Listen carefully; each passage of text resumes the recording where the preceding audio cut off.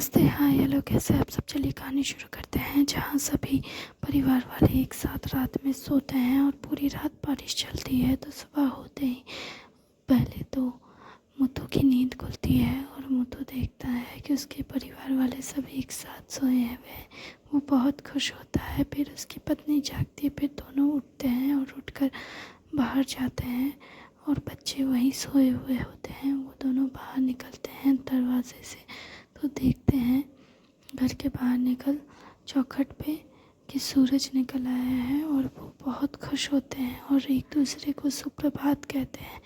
और फिर वो घर के रोज़मर्रा के काम करने लगती हैं और मुत्तू भी अपने घर के थोड़े बहुत काम करके बाहर काम करने के लिए जाने लगता है, जहाँ उसकी पत्नी कहती है नाश्ता तो कर लीजिए। जिस पर वो कहते हैं कि नाश्ता आकर करता हूँ, थोड़ा काम देख कर आता हूँ और उसके बाद नाश्ता करूँगा। बच्चों को भी जगा दो, बच्चों को जगा कर उसे तैयार करो, क्योंकि आज तो उसका एग्ज़ाम है ना, उसे लेकर जाना होगा स्कूल। हाँ, मैं तो भूल ही गई थी। फिर वो जाती है बच्चों को जगाने। वो उधर चले जाते हैं अपने काम पे और अपने काम के सब लोगों को काम देखने लगते हैं, काम बांटने लगते हैं और सबसे पूछते हैं कि उनके घर में सब ठीक है ना। कल बारिश इतना तूफ़ानी हुआ तो कहीं कुछ किसी को हुआ तो नहीं है ना। जिस पर सभी लोग कहते हैं कि नहीं सर, नहीं मुत्तू जी, मेरे घर में तो सब ठीक है। सभी लोग बहुत आनंद और जोश के साथ फिर काम करने लगते हैं। जिस पर मुत्तू कहता है कि आज मेरी बेटी का परीक्षा है, तो मैं उसे लेकर जा रहा हूँ विद्यालय। तुम लोग अपना काम देख लेना, मैं शाम के टाइम या फिर दोपहर में आऊँगा। जिस पर सभी कहते हैं कि आपकी बेटी का परीक्षा अच्छे से गुजरे। हाँ, मैं भी यही चाहता हूँ ताकि उसे स्कूल में दाखिला मिल जाए। आप चिंता मत कीजिए, आपकी बेटी अच्छे से पढ़ लेगी। मैंने तो आपकी बेटी को देखा है, बहुत अच्छी है। वैसे मुत्तू जी, वो आपको नदी किनारे मिली थी, वही है ना? हाँ, मैंने तो सबसे यही कहा है ना। और उसे अब मेरी बेटी कहिए, वो अब मेरी बच्ची है। जिस पर सभी कहते हैं हाँ, अब वो हमारी बेटी है। आप चिंता मत कीजिए, हम काम देख लेंगे, आप जाइए। जिस पर वो फिर घर लौट कर आते हैं और आकर कहते हैं सभी ने हमारी बच्ची को दुआएं दी है और कहा कि हमारी बच्ची अच्छे से परीक्षा में पास हो जाए। अच्छा, सबने आशीर्वाद दिया। सबने आशीर्वाद दिया और मैं चाहता हूँ कि अब ये लोग भी सच में साथ में स्कूल जाएं। अच्छा, बच्चे कहाँ हैं? अभी तो वो दोनों नहाने गए हुए हैं। नहा धोआ के आएंगे तो फिर नाश्ता करेंगे, फिर आप तब तक खाना खा लीजिए। हाँ, मुझे भोजन दो, मैं खा लेता हूँ, फिर इन्हें स्कूल लेकर जाना है। तुम आज चलोगी ना? इस पर वो कहती है नहीं, आज घर में तूफ़ान की वजह से बहुत सारे सामान पे धूल गिर गई है। मुझे सारे घर की सारे सामान की साफ़ सफाई करनी होगी। आप बच्चों को लेकर जाइए और बच्चे की परीक्षा कैसे हुई है मुझे बताइएगा ज़रूर। ठीक है, तुम चिंता मत करो, हमारी बेटी सब सक जाएगी, अच्छे से परीक्षा देगी। फिर वो अपने बच्चों के पास जाते हैं और कहते हैं सब तैयार हो गए? हाँ, चलो अब स्कूल एग्ज़ाम देने, अच्छे से परीक्षा देना बेटी। जिस पर उसकी माँ आती है, अरे बच्चों ने खाना नहीं खाया है, रुक जाइए। फिर वो तुरंत खाना देती है, टिफ़िन पैक करती है, पानी भरती है और सब दे करके फिर उन्हें रवाना कर देती है स्कूल के लिए। वो अपने पिता की उंगली पकड़कर दोनों बच्चे स्कूल जाने लगते हैं। स्कूल पहुंचकर प्रिंसिपल एग्ज़ाम लेने के लिए उसे अपने ही ऑफिस में बुलाते हैं और कहते हैं इस तरह स्कूल के बीच में एग्ज़ाम सिर्फ एक इंसान का लेने के लिए, एक बच्चे का लेने के लिए कोई कमरा खाली नहीं है, इसलिए ये प्रिंसिपल ऑफिस में ही एग्ज़ाम देगी। तो आपको कोई दिक्कत तो नहीं है ना? जिस पर मुझे कहते हैं नहीं, मुझे कोई दिक्कत नहीं है, मैं बाहर रुकता हूँ, आप बच्ची का परीक्षा दे लीजिए। इंद्रानी परीक्षा देने लगती है। 2 घंटे का टाइम रहता है। 11 बजे से 1 बजे तक परीक्षा चलती है। 11 बजे से 1 बजे के बीच जब परीक्षा चल रही होती है तो इंद्रानी सारे सवालों का जवाब 1 ही घंटे में दे देती है और 12 बजे ही पेपर सबमिट कर देती है।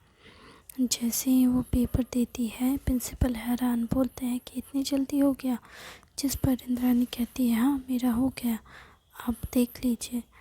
जिस पर प्रिंसिपल उसी वक्त पेपर चेक करने लगते हैं और टिफ़िन टाइम से पहले प्रिंसिपल भी हैरान होते हैं कि ये पेपर तो बिल्कुल सही है। एक्चुअली में पेपर पहले दूसरे सर लोग चेक करते हैं, पर दूसरे सर चेक करने के बाद कहते हैं कि सब सही है। जिस पर प्रिंसिपल हैरान होकर फिर सारे सवालों के जवाब देखने लगते हैं, जिस पर वो भी हैरान होते हैं और सोचते हैं कि हमारे स्कूल में कितनी अच्छी और समझदार बच्ची आई है, इससे तो हमारे स्कूल का नाम रोशन होगा। फिर वो कहते हैं कि तुम कहीं कौन सी क्लास में भर्ती होना है। जिस पर वो कहती है कि मेरे पिताजी से पूछ लीजिए, वो बताएंगे। जिस पर वो बहुत खुश होते हैं और कहते हैं तुम्हें अपने पिता का इतना ख्याल है। फिर मुथु को अंदर बुलाते हैं और कहते हैं कि आपकी बेटी का तो परीक्षा बहुत अच्छे से हुआ और हमने इसकी कॉपी भी चेक की, बहुत अच्छे मार्क्स लाए हैं इसने, 100 में 100 आया है इसका। जिस पर सभी हैरान होते हैं, स्पेशली मुथु हैरान होकर कहते हैं क्या सच में। जिस पर टीचर लोग भी कहते हैं हाँ आपकी बेटी तो पढ़ने में बहुत अच्छी है, कौन से स्कूल से पहले पढ़ाई की थी इसने। जिस पर मुथु कहते हैं कि इसने अभी तक स्कूल में एक बार भी दाखिला नहीं लिया, इसलिए मुझे नहीं पता कि इसे कौन से स्कूल में पढ़ाएं, इसलिए हमने इसी स्कूल का चुनाव किया। वैसे भी हमारे गांव में तो बस यही एक स्कूल ही है जिसमें 12वीं कक्षा तक पढ़ाई करवाई जाती है, उसके बाद तो बाहर पढ़ने के लिए जाना पड़ता है। जिस पर सर कहते हैं लेकिन ये तो हमारे स्कूल का नाम रोशन कर सकती है। अगर इसने अभी तक कोई स्कूल में पढ़ाई नहीं की तो इसे इतने सारे सवालों का जवाब कैसे आ गया, कहीं इसने चीटिंग तो नहीं की। जिस पर फिर सर कहने लगते हैं कि हम इससे कुछ सवाल करना चाहते हैं। फिर वो इंद्रानी से पूछते हैं कि हमारे देश का पंछी, जो नेशनल पंछी, वो कौन है, कैसा है, दिखता है, कुछ पता है। जिस पर वो कहती है हमारे देश का नेशनल पंछी मोर है। अच्छा, मोर, अच्छा वो दिखता कैसा है। तो वो बताने लगती है कि मोर की गर्दन थोड़ी उठी हुई होती है और उसके लंबे लंबे पंख होते हैं और उसके पंख बिल्कुल सतरंगी की तरह होते हैं, रेनबो की तरह, और वो चमकते रहते हैं, बहुत सुंदर दिखते हैं वो। अच्छा, और जब मोर नाचता है तो उसके पंख खिल उठते हैं और वो बहुत अच्छे दिखते हैं। जिस पर प्रिंसिपल कहते हैं अच्छा तो हमारे देश का नेशनल एनिमल कौन सा है। फिर वो ऐसे ऐसे सवाल पूछने लगते हैं और फिर ऐसे जैसे जैसे वो सवाल पूछते हैं इंद्रानी सारे सवालों का जवाब दे देती है। फिर ज्योग्राफी से रिलेटेड, हिस्ट्री से रिलेटेड, छोटे मोटे हर चीज़ के रिलेटेड छोटे छोटे सवाल पूछते हैं और वो सारे सवालों का जवाब दे देती है इंद्रानी। और उसके बाद सर कहते हैं ठीक है, मुझे तो यकीन नहीं होता कि तुम, अब वो सोच में पड़ जाते हैं कि इसे कौन सी कक्षा में एडमिशन दें।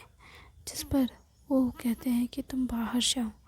मुथु को भी बाहर भेज देते हैं और सारे टीचर्स मिलकर बैठते हैं प्रिंसिपल ऑफिस में और कहते हैं प्रिंसिपल कि इसे कौन सी कक्षा में एडमिशन दिया जाए, बताइए। जिस पर सभी लोग कहते हैं कि इसे 8th स्टैंडर्ड में देना सही होगा, क्योंकि अगर हम इसे 9 या 10 में देंगे तो ये नहीं सकेगी। लेकिन हाँ, ये पढ़ने में बहुत तेज़ है, तो मुझे लगता है इसके लिए 8 स्टैंडर्ड ठीक होगा। जिस पर बाकी कुछ टीचर कहते हैं नहीं, अभी तो ये 10 साल की है, अगर 8 स्टैंडर्ड में दे दिया तो बहुत प्रॉब्लम हो सकती है बाद में, अगर किसी ने इसके लिए कंप्लेन की तो। अरे बच्ची पढ़ने में तेज़ है तो क्या गलत है।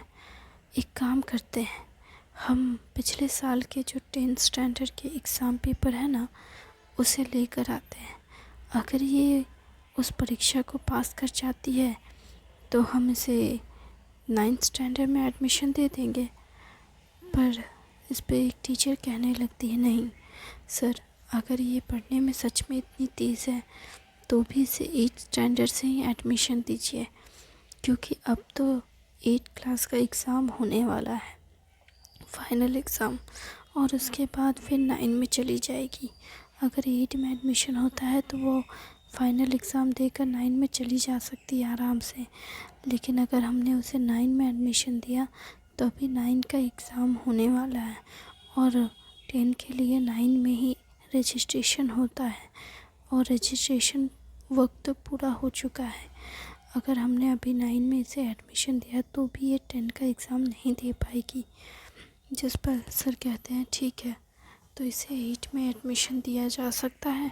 जिस पर टीचर कहते हैं कि दिया तो जा सकता है, लेकिन इतनी जल्दी वो सारे सिलेबस को कंप्लीट कर पाएगी। जिस पर वो कहते हैं कि शायद नहीं कर पाएगी। जिस पर एक टीचर कहते हैं कि वो कर पाएगी या नहीं, ये हमें उससे पूछना होगा। जिस पर सर कहते हैं ठीक है, तो फिर वो इंद्रानी को बुलवाते हैं। इंद्रानी आती है और कहती है क्या हुआ सर। जिस पर मोतू भी बोलते हैं सर क्या बात है, मेरी बेटी को एडमिशन मिल जाएगा ना। जिस पर सर कहते हैं एडमिशन तो मिल ही जाएगा, लेकिन हम सोच रहे हैं कि इसे किस क्लास में एडमिशन दें, क्योंकि आपकी बेटी पढ़ने में बहुत तेज़ है, लेकिन हम इसे कहाँ एडमिशन दें, कैसे दें, ये समझ नहीं पा रहे। जिस पर वो कहते हैं कि आप हमें बताएं कि ये अगर 8th स्टैंडर्ड में भर्ती होती है तो क्या ये एग्ज़ाम अच्छे से दे पाई। इस पर इंद्रानी कहती है कि हाँ, मैं अच्छे से परीक्षा दे दूँगी, आप चिंता मत कीजिए सर, आपके स्कूल का नाम खराब नहीं होगा, बस आप मुझे सारी किताबें अच्छे से दे दीजिएगा, मैं अच्छे से किताबें पढ़ लूँगी, फिर चाहे जैसे सवाल हो मैं उसके जवाब दे दूँगी। जिस पर सर कहते हैं ठीक है, मैं तुम्हें किताबें दे दूँगा और तुम अच्छे से पढ़ना। जिस पर सर कहते हैं कि अब चलो मैं तुम्हें तुम्हारा क्लास दिखाता हूँ। जिस पर सर उसे लेकर क्लास की तरफ बढ़ रहे होते हैं। जिस पर इंद्रानी अपने पिता की तरफ देखती है। उसके पिता कहते हैं जाओ, तुम्हारा पहला दिन है। जिस पर वो जाती है स्कूल में, क्लासरूम में। जिस पर सर कहते हैं सभी लोगों को टिफ़िन के बाद जाते हैं सर, क्योंकि पहले तो एग्ज़ाम होता है, उसके बाद फिर सब किताबें सवाल जवाब सब चेक करने के बाद, इस सारे सिचुएशंस को देखने के बाद सर बोलते हैं कि सब अब खाना खा लेते हैं। खाना वाना खाने के बाद लंच ब्रेक के बाद फिर मोटू को कहते हैं कि आप घर जाइए, मैं इसे स्कूल घुमा देता हूँ और इसे इसका क्लासरूम दिखा देता हूँ, कल से इसे स्कूल में आना है। जिस पर फिर मोटू कहते हैं नहीं, मैं इसे घर लेकर जाऊंगा, अब तो लंच ब्रेक भी ख़त्म हो चुका है और कुछ टाइम पे तो छुट्टी भी हो जाएगी। जिस पर सर कहते हैं बात तो आपकी सही है, ठीक है आप यहाँ बैठिए, मैं इसे इसका क्लासरूम दिखा देता हूँ। वो इंद्रानी को लेकर 8th क्लास में जाते हैं, जहाँ क्लास में सभी बच्चे हुड़दंग मचा रहे होते हैं और बहुत शोर कर रहे होते हैं। प्रिंसिपल आने की खबर सुनकर सर पहले ही जाते हैं क्लासरूम में और बच्चों को शांत कराते हैं, पर वो इतना शोर मचाते हैं कि प्रिंसिपल तब तक क्लासरूम में आ जाते हैं और प्रिंसिपल सर से कहते हैं कि आप एक बच्चे को भी शांत नहीं करा सकते हैं। जिस पर सर कहते हैं मैं क्या करूं सर, ये बच्चे सुनते ही नहीं है मेरी बात। तो प्रिंसिपल कहते हैं इन्हें डांटा करो। जिस पर प्रिंसिपल की ऐसी बात सुनकर भी बच्चे कुछ नहीं करते हैं, बस चुप रहते हैं थोड़ी देर के लिए। और प्रिंसिपल कहते हैं आओ। इंद्रानी दरवाजे पे खड़ी रहती है तो सर उसे लेकर आते हैं और कहते हैं ये आज से तुम्हारे क्लास में पढ़ाई करेगी, इसका नाम इंद्रानी है। जिस पर इंद्रानी कहती है कि मेरा नाम इंद्रानी है, मैं 10 साल की हूँ और मैं आपके क्लास में पढ़ाई करूँगी अब से। जिस पर उसका पड़ोसी वाला दोस्त उसे देखकर पहचान जाता है और कहता है तो तुम हो इंद्रानी, मैंने उस दिन तुमसे तुम्हारा नाम पूछा तो तुमने ठीक से बताया ही नहीं। जिस पर इंद्रानी उसे देखती है और कहती है अच्छा मन में कि ये तो वही है पड़ोसी जिसकी किताब मैंने पढ़ी थी। उसके बाद वो कहते हैं प्रिंसिपल कि अगर तुम चाहो तो आज से ही अपने क्लास के सारे क्लासमेट से मिल लो, कल से तुम अच्छे से 10 बजे से क्लास करने आ जाना स्कूल।